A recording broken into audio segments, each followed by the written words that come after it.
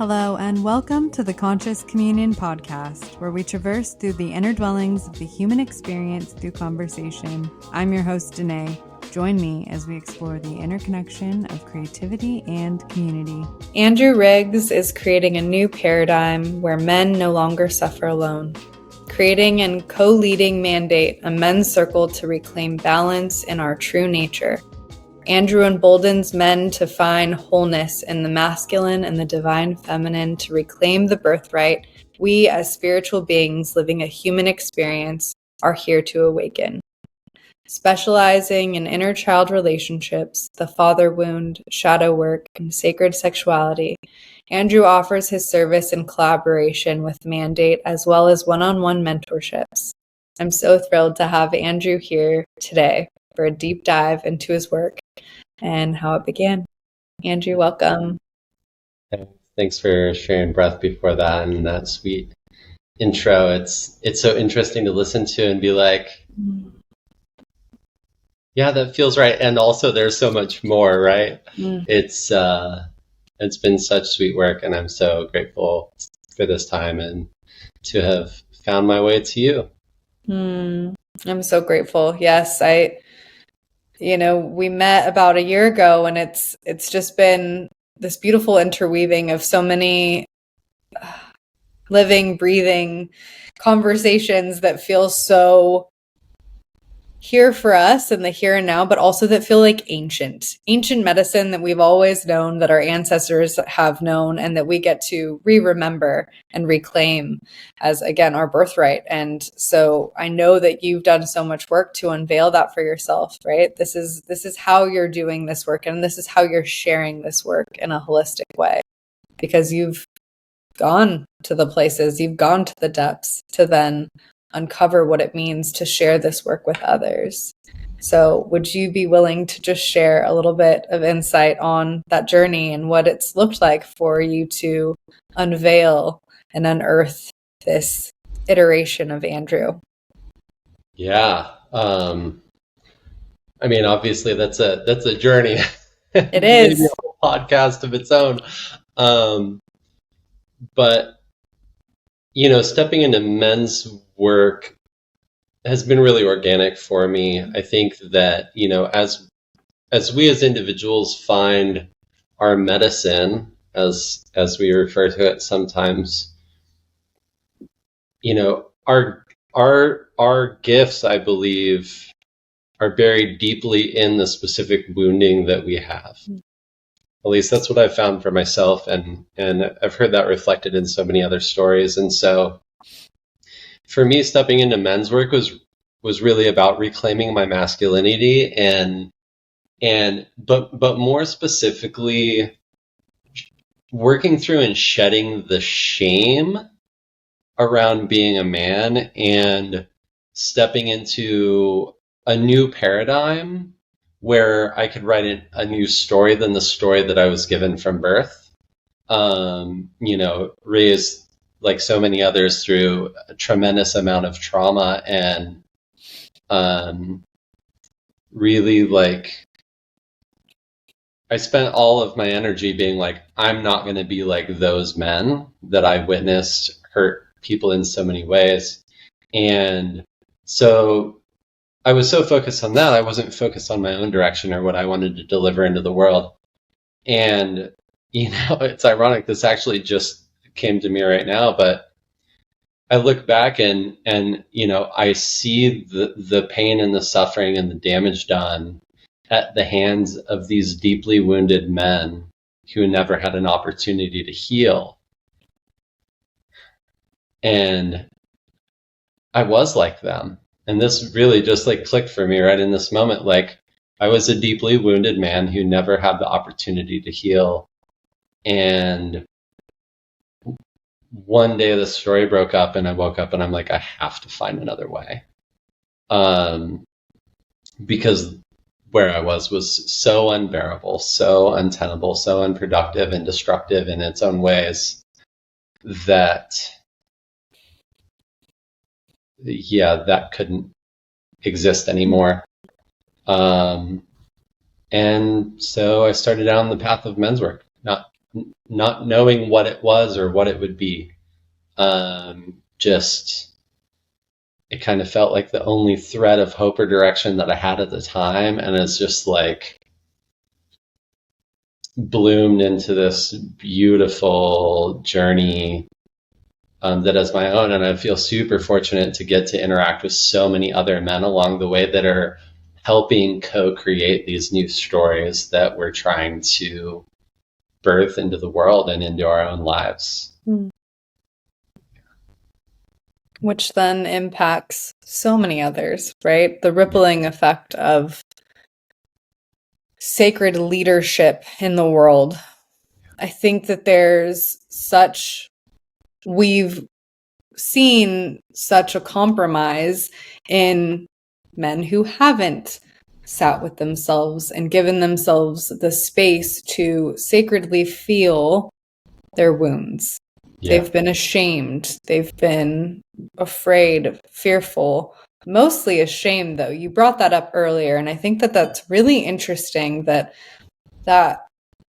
story was regurgitated because of our forefathers and mothers and all the people and ancestors that came before us, that it wasn't okay for us to be working through and moving through and honoring these hard things that we go through in this life. Yeah. And so to look at it with love is really what I see you doing. I see you honoring it and loving it, and by utilizing so many beautiful modalities to then uncover what that looks like to live in a wholesome way, and then to show other men to do the same is just really, really sweet. And I cherish it because I already know some of the men that you have impacted, and it's impacted not only them as individuals, but also their relationships, which is huge. It's been beautiful to get to witness. And, you know, I struggle really with this idea that I have anything to do with it. You know, I'm like, no, I'm not doing anything. Don't look at me over here. Don't give me any credit. And I think part of that's my own worthiness wounding. And part of it is like, I really do see it as this co-creation, right? And so maybe I'm permissioning or offering a space or offering friendship or mentorship, but like these men are saying yes to this new story, and I can't do that. And I think the shame is the big part of it. You know, I think under the current patriarchal structure and the leadership structure and all of this paradigm that we're operating from, you know, I believe that myself and men are put in a position, you spoke to wholeness, we're put in a position where to be men in a patriarchal society, we have to deny our feminine nature. And so we're existing in life in a paradigm where we're having to deny and be ashamed of half of who we are. And we carry that from birth forward. And so working to reintegrate and learn to re-love and to listen to and witness and reintegrate that divine feminine that is within all of us,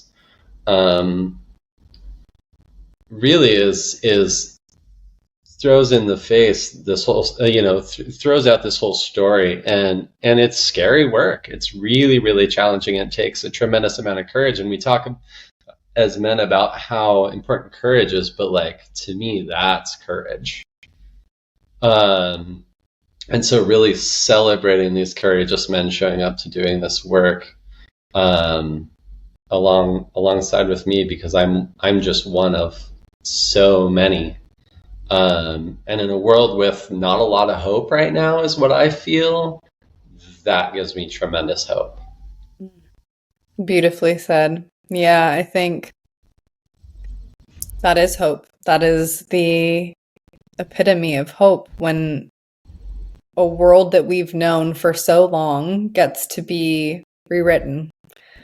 And when you get to do it in community and know that that impact is reaching far and wide because of your humility and because of your willingness to say yes to the divine and to what the divine is calling forth, that in itself is really, that's the offering. And you're offering it back to, the mother, the father, the holy essence of the great mystery. And it's really, it's a privilege to watch you continue to follow the thread. Yeah. The one thing I've realized in the reintegration of that feminine and tapping back into that intuition is my ability to see that thread now. And I couldn't see it before. I couldn't. Yeah, that my ability to tap into that and listen and to really be with those subtle calls didn't exist, and doing so required getting quiet, which meant sitting with myself, right? Which is scary and hard to do.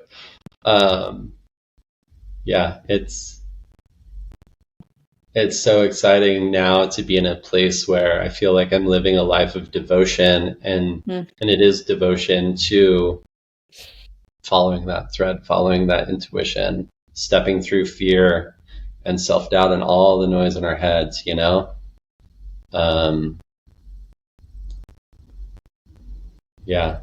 it's been such a gift. Absolutely. And to continue to show up and to say yes when the intuition comes, because obviously it's not always going to be there. I think that's a beautiful part of creativity and creation and co-collaborating with the divine. It's knowing that there will be seasons where that thread may not feel like there's a lot of leeway on the other end.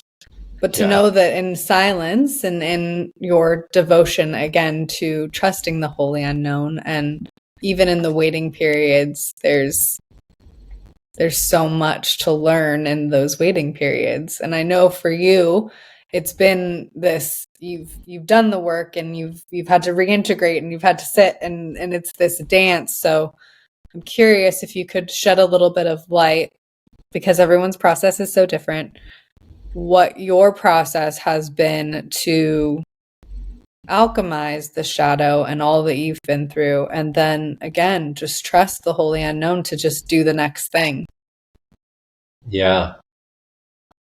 The first word that comes to me right now is safety. And so for me, it was really important. And when I'm working with others, I think it's really important to address the immediate safety concerns. And I don't mean like external physical safety, though maybe that's a risk. But to be able to get quiet and listen, it was important for me to feel safe enough in my own psyche and my own body to get quiet. And so there's like trauma work, and I mean there's layers and layers and layers of trauma work, right? I mean, being alive is traumatic, and it's the ultimate wound in some ways. So there's the loud things. There's the loud things that were making my nervous system spin, and so really working through in like traditional psychology to understand it in my mind, and then really through breath work and psychedelic work to somatically process those things, which wasn't happening in traditional psychology for me. I could rationalize anything, but it was stuck in my body. And so my body was still in this fight or flight response, even though rationally I knew that I was safe. And so I had to go through the work, and I'm still actively and will for the rest of my life probably be doing the work to heal those loud traumas, to feel safe enough in my own body and confident enough and to know that I had me, that my foundation was solid, so that I could get quiet. I had this visualization for a long time. I kept drawing cards, like archetype cards before psychedelic journeys, and I drew the card the heart like 7 times in a row. And I kept having these journeys of sitting in the middle of a pond, in the middle of a cave, which was the center of my heart. And I have kids, and I would get so frustrated because the kids would come like throw a rock in my pond, and I'd just be like, stop throwing rocks in my pond. I want it to be still, right? And then arriving at a place where I'm like, the stillness has to be in me. Like, no, there will always be rocks being thrown in my pond, right? And so it's to be able to allow those to flow over while keeping your heart open, and just like really surrendering to those waves and finding that stillness. And to do that, I had to work through all those lab traumas first. And that was the scary stuff. And now it's like, ooh, this little thread. Now it's demanding, right? A path of devotion is demanding, and can be scary, but very different than trauma work in my experience. Yeah. Definitely. That sounds so similar to my own experience with the safety piece. And I think so many of us that do this work that follow the wholly unknown to the thread to see what lies on the other side. It really is that for so many of us, especially when we've been through a lot of trauma. And I myself felt like I had to reintegrate my divine feminine because I lived most of my life in a very masculine way. Mm-hmm. And so I can fully empathize with that feeling of not knowing what intuition could feel like, and not knowing how to trust myself when intuition would even come in the very beginning phases of it coming, right? And like staying open and trusting your heart and all of it. It's so multifaceted. And to really just, when you get the aha feeling in your cells and your DNA, and you're like, okay, I actually feel safe to receive this information,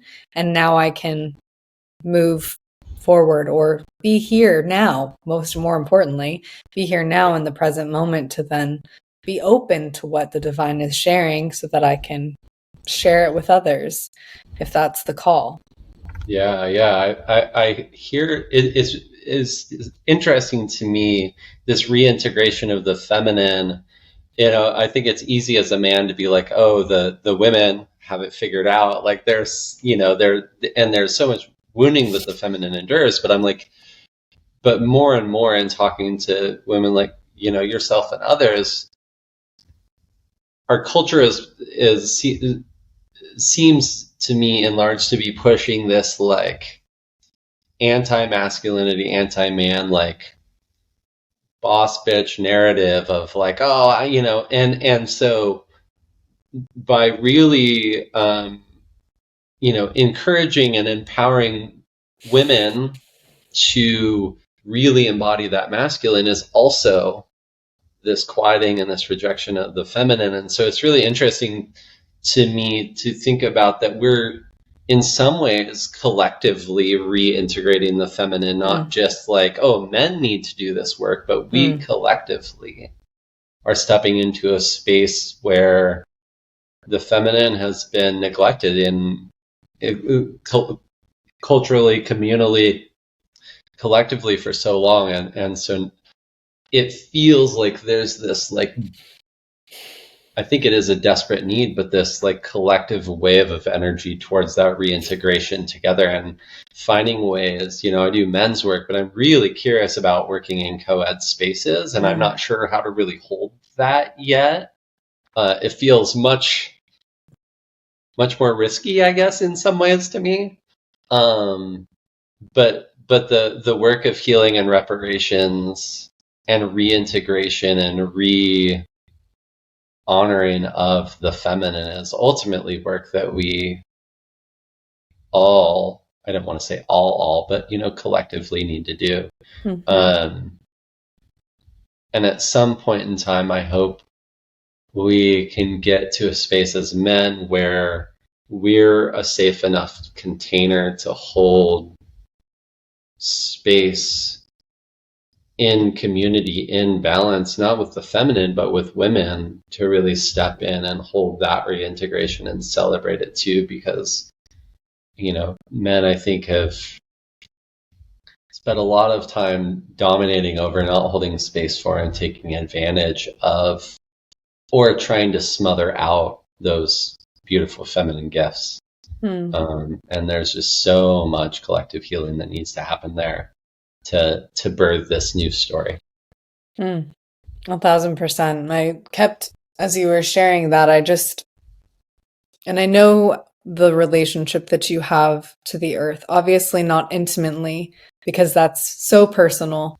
And also I know your deep respect I know the deep respect that you have for the earth.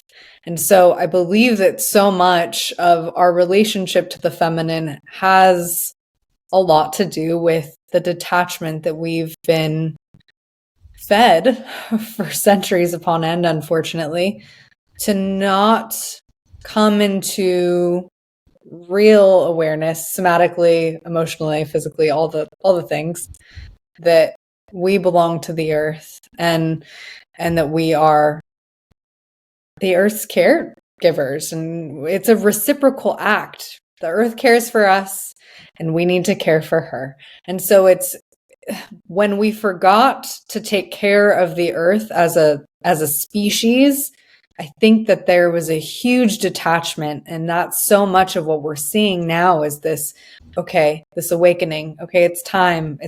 We need to take care of the earth so we can take care of each other. And so much of that is the inner work that we're doing ourselves as humans. Yeah, for sure. Mother Earth has been, obviously, provides us everything, including our lives. But sorry, I'm kind of all over the place in my head for a moment there. But what was really coming through for me in that is this sense of like losing our own, losing track of our own divinity. Right. I envision a past world where people knew that they were divine beings innately, like, yes, we are divine beings and everything around us is divine. And in losing our divinity, to witness or acknowledge the divinity in somebody else, but not feel that within ourselves, feels so heartbreaking that I think a natural response is to either steal the divinity away, right? In this dominance culture that we live in, right? We either steal the divinity away and try to take it for ourselves, or we try to crush the divinity because we can't bear witnessing it because we're unable to witness our own divinity. And so I think that it's, in rebuilding our relationship and re-recognizing and reclaiming our own divinity, I think it becomes impossible to deny the divinity that we see around us. And in witnessing that divinity, how can you then desecrate that without breaking your own heart? Yes. A deep resounding yes. Yeah. It's the more we have grace and mercy for ourselves, because let's be real, we are our own worst critics. And so, right? And talk about shame. We so often, and we don't often realize when we're stuck in those loops that we're creating our own suffering. Yeah. Because we're so caught up in it. We're caught up in the drama. We were talking about this earlier before we hit record. And I think that it's so fascinating that you mentioned yourself that this is something that you've been noticing. And I too myself, it's something that I've been noticing in my own cycle. It's that I'm rewriting the script. I'm changing the paradigm. Like, let's go. I saw my family do it. I no longer want to choose this path. I no longer want to hold on to the suffering. And when we let go of the suffering, we're able to see that we are divine beings. Yeah. Yeah. And we get to see that so is everybody else. 1,000%. That's the mirror, right? Yeah. When we get to see it in ourselves, I think that's because it's so challenging to see it in ourselves. It's so much more for me, and I'm not sure about for you, but for so long, it was so much easier to look at my neighbor and be like, wow, what a divine, beautiful creature you are. Yeah. And then when I'd look in the mirror for myself, there was self-loathing, there was shame, there was guilt. And it didn't really click for me until I really started to go through those nasty shadows to then be able to really see, even in some of the most gruesome circumstances, to know that person doesn't know their divinity. Yeah. They don't know their divinity. And I know that that's a big concept for a lot of folks. And also, what does it look like to have grace for everyone? Yeah. It's a hard topic to talk about. Yeah. And I mean, so much of my deep wounding through witnessing all of those men that, did atrocious things, and being able to get to that place where I'm like, those were wounded men that never had a chance to heal, and my heart breaks for them. Which doesn't mean that what they did was okay. No. But I can hold both of those realities. And so in that having compassion for them and their deeply wounded, broken hearts, and having compassion ourselves as the recipients of or committers of acts, then grace can exist. Grace has room to be. And the self-love part, I just got back from a 7-day breathwave retreat, and I have this beautiful relationship with my inner child, but I treat him as separate from me. And so I give so much love and doting and care to this inner child. And during this breath session, I just melded, and I was like, that's me. And really the first time I can give me love, but man, it's hard.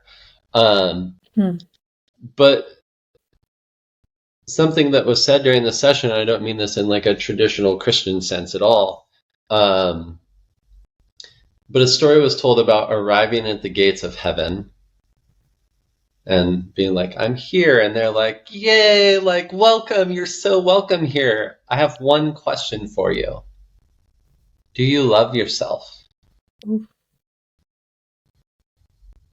All that's required to enter heaven is that you love yourself. And it might just be the hardest thing to do.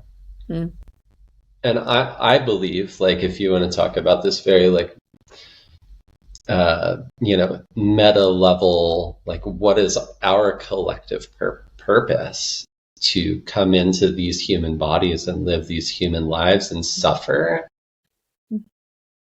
is to learn to love ourselves and see ourselves for what we truly are, and stepping into all the turmoil and all the trial. And this goes back to me saying our gifts come from those hardest experiences, right?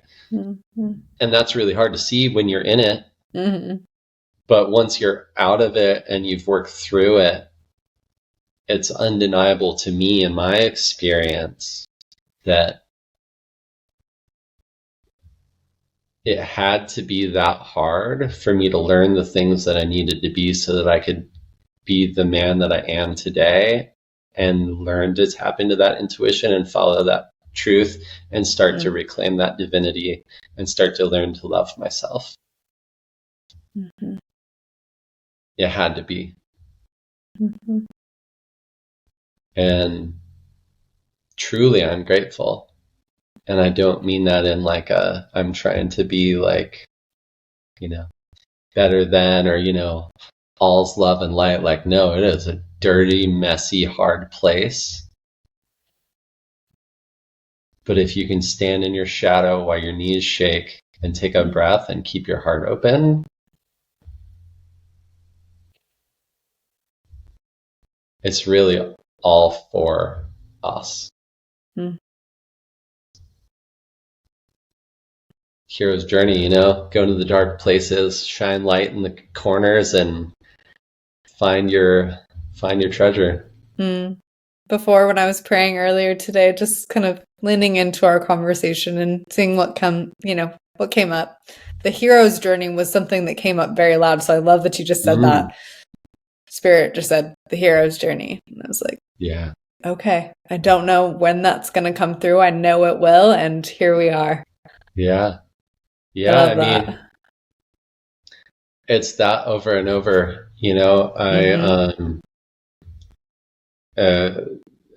can I share just this little piece about one of my breath sessions? Yes. I had a really hard day and a half, and was able to drop into my breath really well. And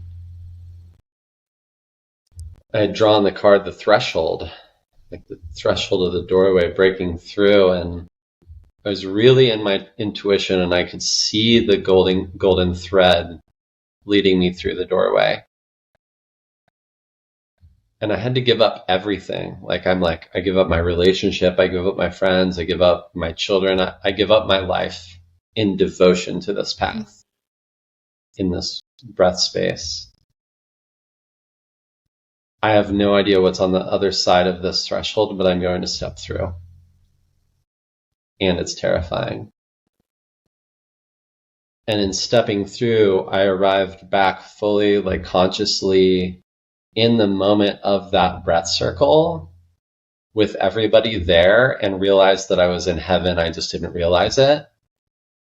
And that it's that hero's journey of saying, I'm scared, I may be obliterated, but I'm devoted to discovering the fullness that I can be. And so I'm going to take that step. And we're here. And that may not sound very profound in my articulation of it, but I really believe that, stepping forward with courage, being willing to break the story that we've carried our entire life about who we're supposed to be or what we're supposed to be, and let that fall away and become what we actually are,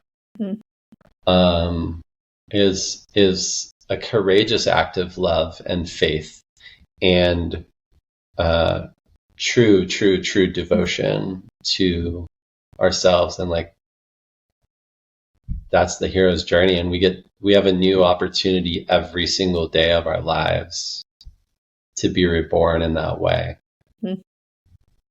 Yeah.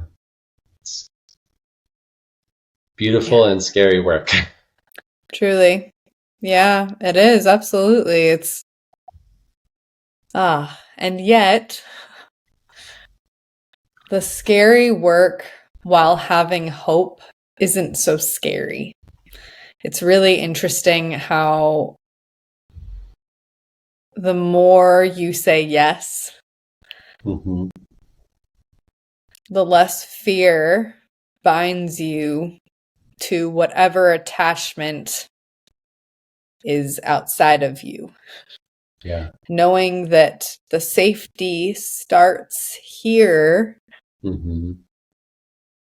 that's vital work. That's vital work. And it's work. It is work to feel, to feel in your mind, body, your spirit, the body piece for me, it sounds like for you as well, was really challenging. Like there would be times where I was like, I know this cognitively, psychologically, I know this. And yet, why does my body feel like it's going to jump out of, like, my heart feels like it wants to leave my body at this moment? And it took so much practice to lean into the breath, to feel into it, and to just welcome the feeling and just love it. Yeah. To just, find the new rhythm to attune to. Really, that's it. It's attuning to the new rhythm that wants to be rewritten within your vessel. Yeah. Well, the body keeps the score or whatever, right? The rationalization piece is great, but I think part of this current patriarchal culture really prioritizes like logic. And in a paradigm where we're not divine beings, we're just like these animals walking around that have bigger brains than everybody else, and we think that that's makes us extra special, which it does in so many ways. The amount of trauma that's stored subconsciously in the body doesn't go anywhere. And I kind of wonder, I'm not sure, but I feel like you don't even really need to do the mind part. I don't think it has to be mind and then body. I think that it has to be safe. And so getting through that initial, building that foundation within yourself to be able to stand in that and let that energy flow and to feel all the things that you're going to feel.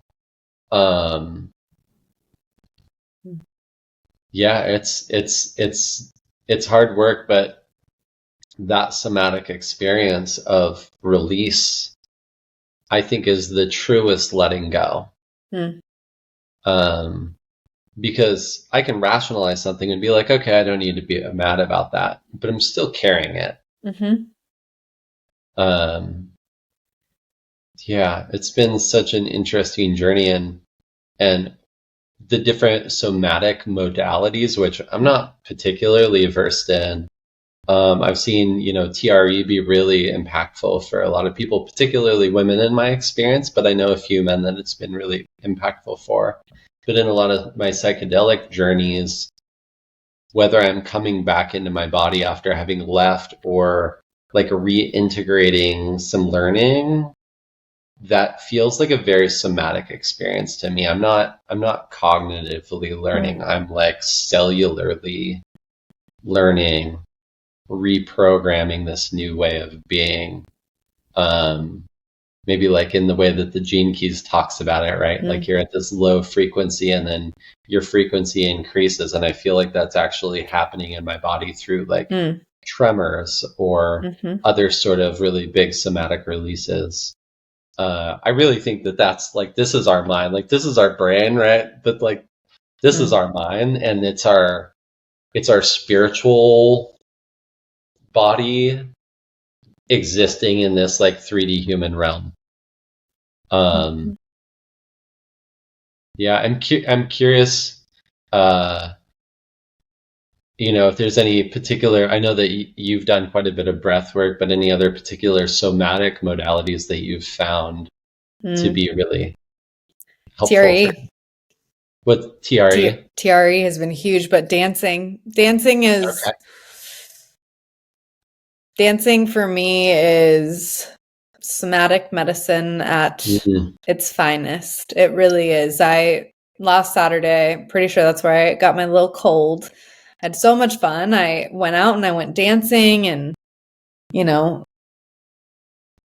I just had so much fun. Like it was play, but I also got into stretching a little bit. Like my back felt a little tight, and like so I started to stretch, and like there's no rhyme or reason that needs to be followed or abide. Like If I want to shake, I'm going to shake. Like, Yeah. ecstatic dance can be so powerful in that way. And you can create that for yourself in the comfort of your own home or out with community. And that can be really juicy, like doing it in both places. You know, you could literally just turn on some tunes that feel good for you and get moving. Yeah. Thank you for sharing that. I also love to dance, and it's going to, public places like ecstatic dances is a really interesting way for me to face my own shame and self-judgment, because it gets loud. And so being like, oh, I'm just going to listen to my intuition, move, flow, stretch, whatever it is, and just sit with that self-judgment that, it's just funny because like nobody cares. Totally. It's a practice, right? Like, I think even for me, the past few times I have gone out in public to dance, I have been sober. And I've realized that the times that I've gone to go dance sober,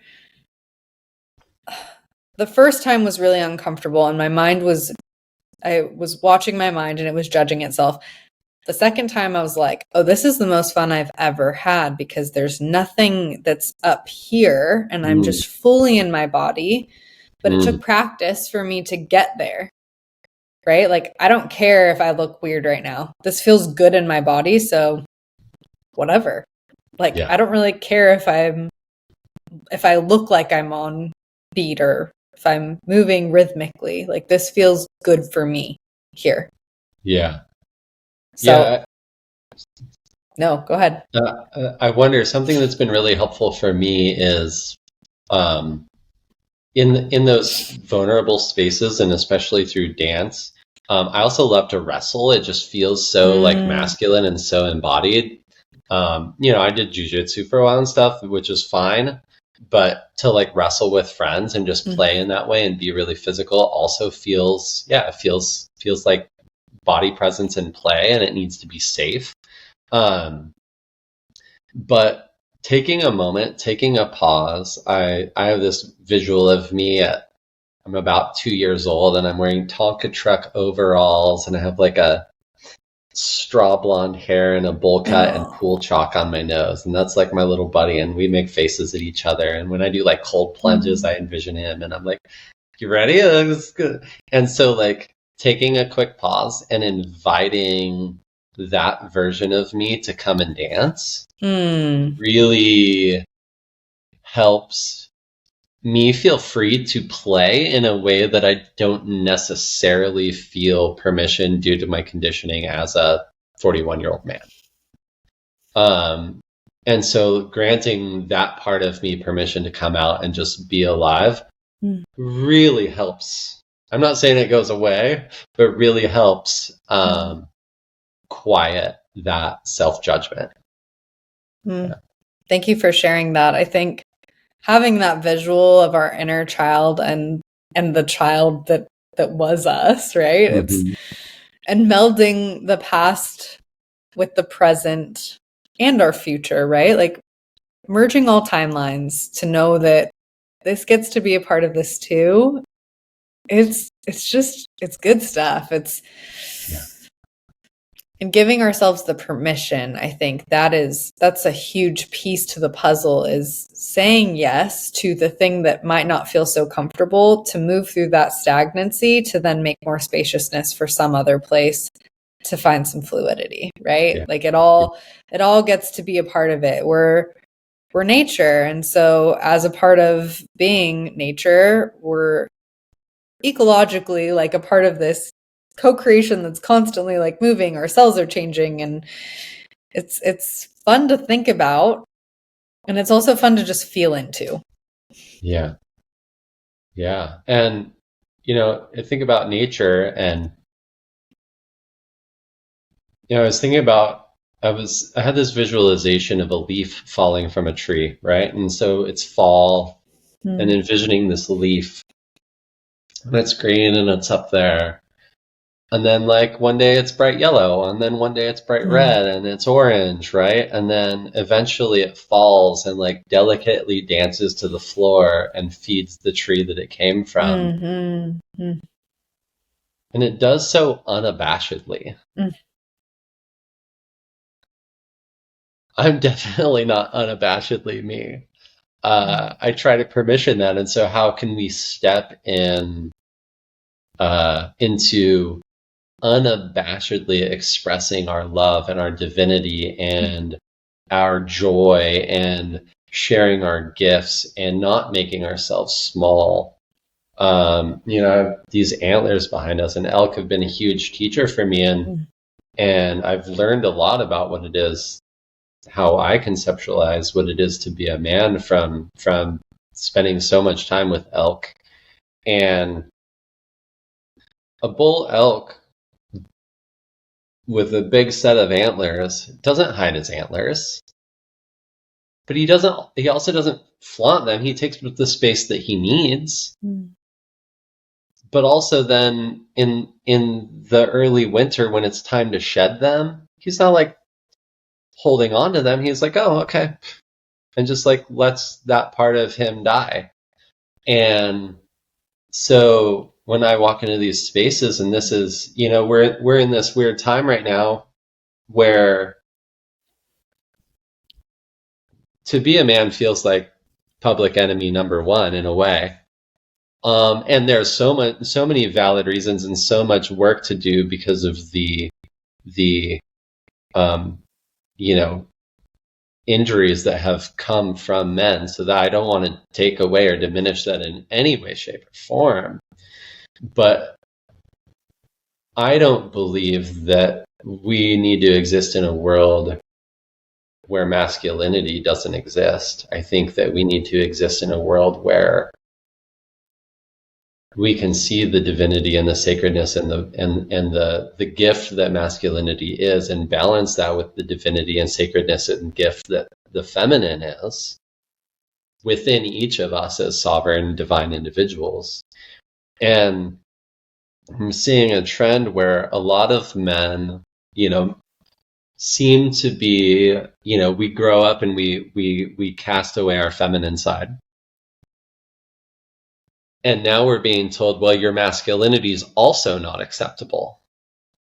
And so we're not allowed to embrace our feminine.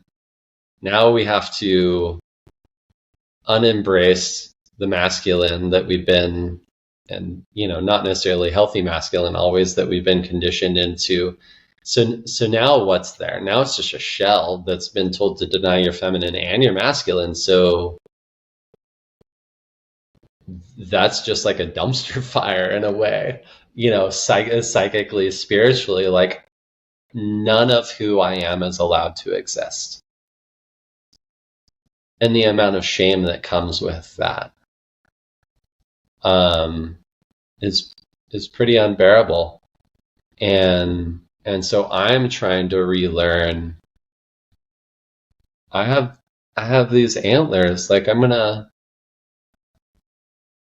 stand with my head high in love, in rapture, in service to this heaven that I live in every day, even though sometimes it's hard for me to see. And I'm going to fall down, and I'm going to screw up, and I'm going to have a hard day, and I'm going to be short, and I'm going to miss it, and I'm going to not listen, and I'm going to say something off. And I'm going to give myself grace, and I'm going to ask for forgiveness, and I'm going to own it. And I'm going to step through that threshold again and again. Because to not is to live in hell.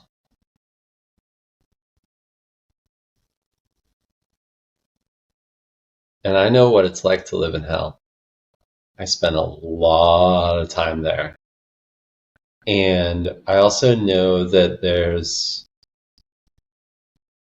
untold hordes of men that are alone and in hell, who don't have the money, who don't have the connections, who don't have the privilege, who don't have the resources, who don't have any clue where to start. And that goes back to this men's work of like, I don't know either. I don't think I'm some expert in any of this. All I know is that I lived in hell for a long time. Now I pretty much live in heaven every day. And I didn't have hope before, and I have hope now. And so like my plea, my cry to men, my offering is like, I don't know the answer. I don't know the answer to you. You're the only one that knows the answer.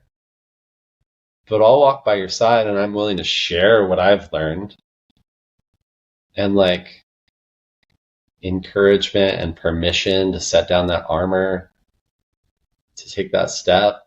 Like, all right, we're at the edge of this crevasse and the world needs us more than ever. I wrote about this recently, and I was at an ayahuasca retreat, and the facilitator, who was this just beautiful, this lovely woman that just held the most immaculate space for a group of men, and recognizing that like women have been doing the bulk of the work. Women have been carrying this torch and keeping femininity alive and intuition alive and holding space for men for so long. And when men don't show up, women carry it all. What she said is like, when men don't show up, women work double, but really I think it's like work like 1,000-fold. And so if I can show up and hold space for these men and walk by their side and love them when their armor's down and their chest isn't puffed out, and invite them into this new story with me, every single one that says yes just like fills my heart. I'm endlessly dumbfounded and in awe and inspired by and filled with hope by all of these men that are saying yes to this new story and who are learning to like hold their heads high in a new and beautiful way that is from a place of devotion instead of domination. Oof. And that's my dream. That's the more beautiful future I want to call in, Here for it. Yeah. Devotion and over dominance. I think that's wow. Yes. Yeah. Yes. And when women can feel held and safe by friends, partners, brothers, fathers, whew, that is a changed world. That is a changed world. Yeah. The men's group recently finished reading The Will to Change by Bell Hooks, which for anybody who hasn't read it, it's stunning and heartbreaking and perfect. And it speaks so much to how unsafe it feels for women to be around men, and how heartbreaking that is, because there's this deep knowing that, we need men. We just need them to be safe men. And it's incredible how nuanced it is. I mean, even, around my partner, like, don't stand in front of her when she's in a corner because it's scary for her to feel blocked in, even though she's safe with me. Like, somatically, that feels scary. All these little nuanced ways. And I hear a lot of men preach like, oh, well, I'm a safe man. Okay. Great. That's good. How are you showing up today? Like, because there's so many layers and there's so much work to do. And I believe that, like, I don't know, like, starting with our own partners and starting with ourselves, but starting with our own partners, like, if we could be generally safe, that's lovely. If we could love one partner really, really exquisitely well so that they felt safe with us, then that creates space for that inner healing to happen within them. Not saying that we as men have power over that, but again, back to that foundation of safety, like we can't heal if we're not safe. So if we're not in a safe partnership, we can't heal in that partnership, right? And so just starting there and creating that little vortex, that little opportunity of collective healing, right? And then stepping into our soul family, our dearest friends, and learning to love each other and feel safe in that space, right? That's going to be a slow process, and I'm sorry I'm sorry that that's what it is. That breaks my heart that we've arrived where we have, just across the board, but specifically, there's a quote out there that says like, men are afraid women are going to laugh at them, and women are afraid men are going to kill them. And in hearing that the first time and knowing how true that felt in my body, like that disparity is an unspeakable atrocity, and goes back to this work. Like, I want to support men so they can't live in hell, or so they no longer live in hell, because I know what it is to suffer alone. And by doing so, that makes the world a safer place for my daughter, my mother, my partner, you, and me. 1000%. And so I think the work to do is here to like rewrite that story. Yes. And I thank you for trusting me, to the extent that we know each other and that you do. Oh, yes, of course. I feel, again, doing the work somatically, right? There's a different attunement that happens in your body to know who you feel safe with and who you don't, real quick. Yeah. There's something that happens where you're like, oh, that doesn't really feel good, so I'm not going to even give that person my attention. There's been moments where I'll be on a walk and I'm a friendly person, and yet I won't even look in that person's direction because I feel some kind of something. And I'm not going to even give any of my energetic whatever to this person. And then there's also people where I'm like, oh, that feels good. And you're definitely one of those people. So and I know so much of it is because you have done this work for yourself. Yeah. And in community, when you continue to show up to co-collaborate with the universe and the divine to make spaciousness for the next person, for your neighbor, for your brother, the universe will work in your favor to put the energetic force behind that next brother that says yes. Yeah. Yeah.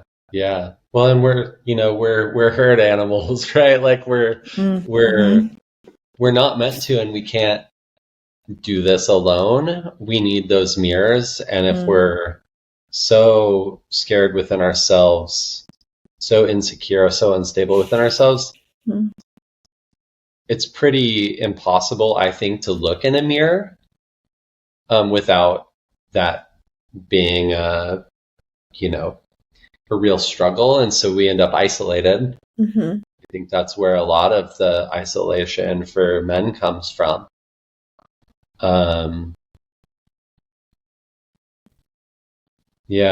Just, I don't know. I believe that like all these relationships that we call in are like, you and I have some sort of karma, some lesson for each other that we're exquisitely situated within each other's universes to like provide that opportunity for learning and growth and healing. But again, without that foundation of internal safety, how Mm-hmm. do we breach that? Because we end up traumatizing each other. You know, if we're in chaos and then we push each other away and then we lose that opportunity for connection and for growth and for healing. And Mm-hmm. I don't know, like, if we have another life, we have to relive that, I guess, or something, you know? Like, are we just like the same star constellation, like pulling each other in over and over and over again, I kind of think we are. until we learn to love ourselves, and then we can be done. I don't know.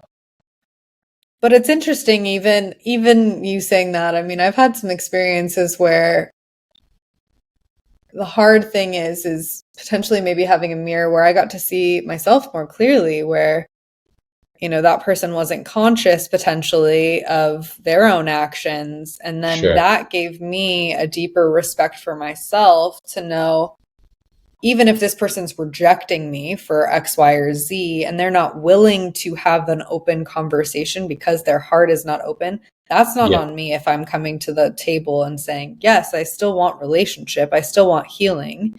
And Yeah. then what does it look like to then go back to the table and the altar for yourself to say, okay, even if this person doesn't love me or doesn't see me, more importantly, they can't see me, I can see myself more clearly. Yeah. So there's also this it's just an interesting dance that we have with our constellations that I do really believe that they're just these cycles. We choose these different bodies, but oof, some Yeah. fascinating stuff. Yeah. It's, those really difficult interactions just feel like hard opportunities Mm-hmm. to keep our hearts open, right? Mm-hmm. Like, something that I've realized recently that is a shadow is I have a really hard time seeing my gifts. Like, as you know, many people we have some overlapping communities, so many just exquisitely talented, brilliant people. And I'm like, oh, I don't have any gifts. Like, I'm not like writing beautiful songs or this or, whatever. So it's that self-judgment comes in, but, the most challenging. Oh, sorry. So I realized that one of the things that I do, I have sort of like golden lab energy. Like, I just want to love on people endlessly, which is a gift. And I'm trying to own that as Yep. a gift. But I realized that in those moments of vulnerability where I feel like where my fear gets in play, maybe I've been rejected Mm-hmm. or felt rejected from somebody because they had a rough day or, they didn't respond to a text message or something. I double down on that love. And I'm like, here, let me love you even more. And it's this shadow, it's this fear sense of needing to feel secure in that relationship. But in doing that, I then smother those people and push them away. Mm-hmm. And so in some ways I can be grateful for that, like, rejection, because I don't have to reject. It's an opportunity for me to not reject myself Yes.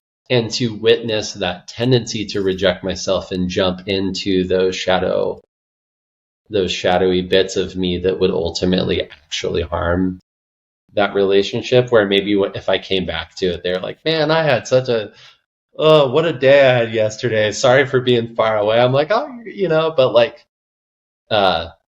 there's that song. There's like, you probably think that song is about you, that, and Yeah. like, Yeah. Yeah.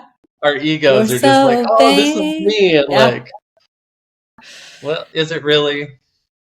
But it is an opportunity for us to learn in those stickier relationships. For me, like sticky relationships with my parents, or Mm-hmm. my children's mom is a very challenging one. Mm-hmm. Those are opportunities for me to learn to love myself more and to give more compassion and more grace. And so in that way, I can be grateful, even though it's really trying. So I don't think it's necessary that others be open, there's still lessons there. Mm. If we can get out of our own heads, just to be open to receiving them, which is hard to do for me. That's the practice. No, Yeah. same. You and I, it's funny talking to you today. I'm like, we sound a lot alike. Yeah, there's definitely a lot of resonance there. That's been something that I've karmically come to the understanding that that's something I had to learn in this lifetime. And I feel like I've really deeply come into that this year and last year. Like knowing that the secure attachment starts here and it's not dependent on somebody else and how they respond.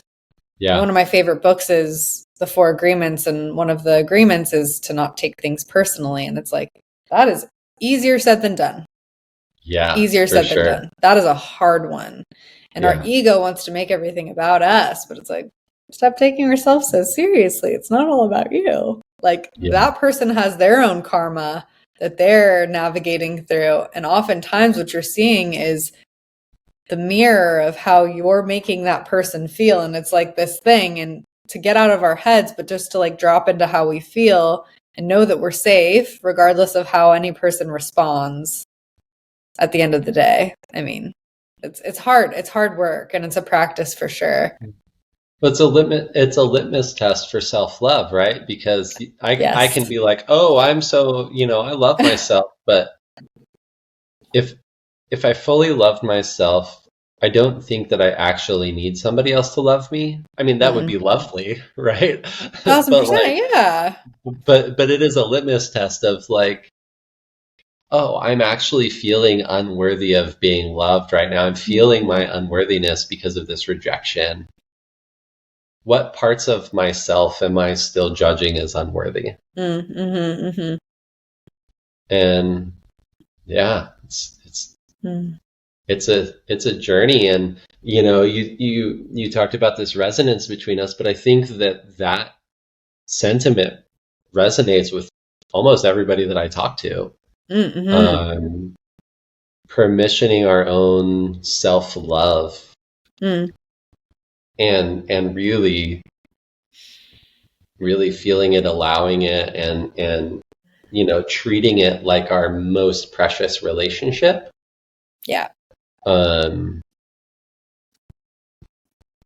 It's hard. And and it's sweet to know that I'm not walking the path alone.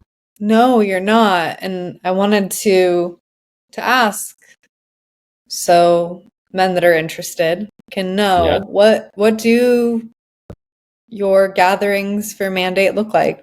I know that they're probably different every single time, but just so you could just share, what could someone look forward to if they joined you for a Mandate session gathering?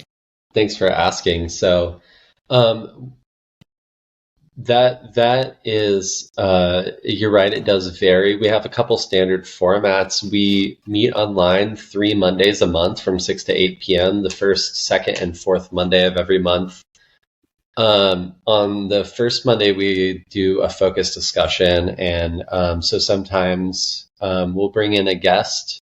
Next month, we're bringing in Tiff, who's our sweet mutual friend Tiff, who's a somatic therapist, to talk about trauma in the body. Last month we had a sex therapist come in and talk about pleasure and shame. We've had lots of very specific topical discussions like that, not always with facilitators, but on all sorts of different topics impacting men. And then on the second, fourth Monday of every month, we hold a council circle, which really is an opportunity for us to witness men however they're showing up and try to keep an open heart and try to really practice listening. I think that's the gift for the participants in a big way. And then the other part of it is you got to practice being vulnerable and being witnessed. And so that's trying to stay out of story and in our hearts, about what we're feeling, what's going on for us, what we need, or maybe how we need to be acting differently. And so really teasing apart those things in a community of men who's choosing to show up and support and witness each other and to provide guidance. And separate from that, we do book readings. We've read several books. The one I spoke to earlier, The Will to Change by Bell Hooks, is the last one. We've read King, Warrior, Magician, Lover, and a handful of others, and ongoing book reviews therein. We've gone to an ayahuasca retreat together. We every summer, we've been doing this for 2 years now. So the last 2 summers, myself and the 2 other men on the leadership team have facilitated a summer retreat. And then lots of other opportunities. We really want it to be a community. So, I mean, we've had like I rock climb. So we've had like climb night, or, hey, we're all going to go out to dinner together. But when we're going into those spaces, we're permissioning and encouraging people to show up fully and honestly with an open heart. So it's not like, let's go drink some beer and, watch football. It's like, hey, we're gathering intentionally to foster a beautiful future where we're not alone. And also it's an evolving creature. I don't have much attachment to what it looks like. And so there's new opportunities all the time, and it's just tapping into whether something feels like a yes or a no, and rolling with it and learning together. Again, I don't think I'm some expert in this. I don't have a PhD. I'm just a guy that needs it and couldn't find it for myself. So I created it, and it's just flowed since then. Yeah. Thank you so much for sharing. Yeah, I think I'd also love to hear how people can find you, how people can know where to go so they can join Mandate, and any more places that they can find you to potentially work with you. I know you also do one-on-one mentorships as well. Yeah, for sure. Thank you. So the Mandate website's mandatepdx.com. The men's group is free or by donation. That's a new thing that we're starting. We've got about 40 members right now, and it's just requiring more and more time and bringing in guests and stuff. So, but it's free to any man that's courageous enough to say yes, and always will be. And then working with me in a mentorship setting, you can reach out. My information's on the men's group website. Or you can find me at mr.andrew.riggs on Instagram and reach out there. So the website's got my email and my phone number. And just always excited to walk side by side with men as they step forward into this new future. And it's I struggle going to work every day because I'm like, this is like 40 hours a week that I can't spend doing what my heart really wants to do, which is support men and carry this new story forward. So putting the prayer out there that it can become full-time for you. Yeah. I believe that your passion will become that for sure. Yeah. Especially you can see yourself light up as you share. Yeah. No, it's the most important thing I do, other than my own self-work. You can't help others if you're not grounded in your own practices. So definitely. Yeah. Definitely. And one final question. Okay. If you had one slice of wisdom to share from your own life experience that has helped you through your path, what would it be? Whew, boy. What a question. Let me sit with that for a second here.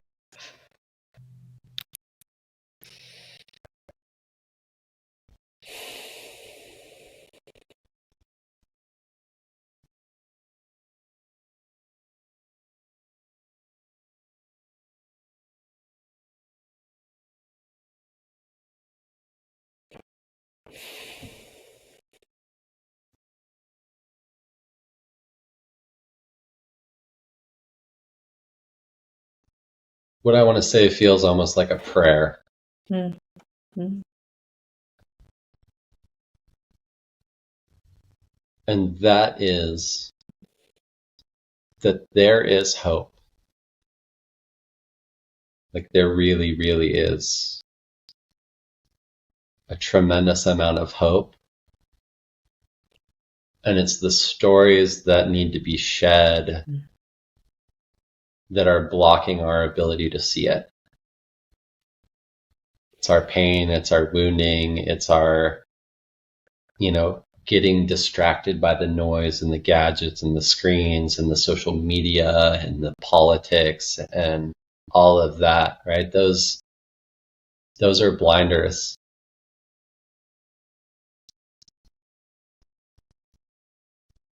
And living in a world that feels hopeless is a really dire life to live. And the only thing in our way from finding that hope is saying yes to doing the work.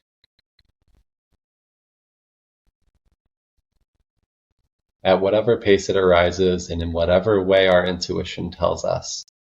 It's just saying yes. Hope is on the other side of that yes. And we have to say it over and over and over again. And when we do, and I don't want to speak for others, but in saying yes, I've began to see that glimmer, and that glimmer has grown. And so it's an invitation for any man, whether you want to come hang out at a men's group or find a different one or start your own or whatever. Like, we need you desperately to say yes. Thank you so much. That was so beautifully shared and expressed. Thank you for tapping in. You can feel it. Thank you. Yeah. Thank you for being a witness to this work and for then sharing it with others. It's felt. It's deeply felt. And I feel fortunate to live in Portland to be able to know other men that share space with you and that are doing this work to then have that ripple out. Yeah. Thanks for witnessing it. It's it in some ways it's hard for me to see, or maybe I see it, but I don't want to claim it. So I really appreciate just the reminder. Yeah. Slowly I think it's good not to that claim it. Yeah, I think it's good to, I think it's wise of you and humble of you to not claim it and yet hold it. Yeah. But you do so beautifully. Thank you. Yeah, of course. Acknowledge also though. Acknowledge the energy and the effort and the intention. Yeah. Because you're putting that in. Yeah. So acknowledge that for yourself, please. Thank you so much for your honesty, for your vulnerability, and for your compassion, and for really doing the work to create a new paradigm. That's what we need here. So Thank you. Thank you. I mean, right, we're all doing this together, and the more we get to share space and learn and see and witness, the more we grow into that community that we desperately need, and it takes all of our gifts. So thank you for all the ways that you show up beautifully and courageously and uniquely you, because it's just such a delight to get to witness and to interact with. So thanks for inviting me into your precious space here and for sharing your heart. Thank you, Andrew. All the love.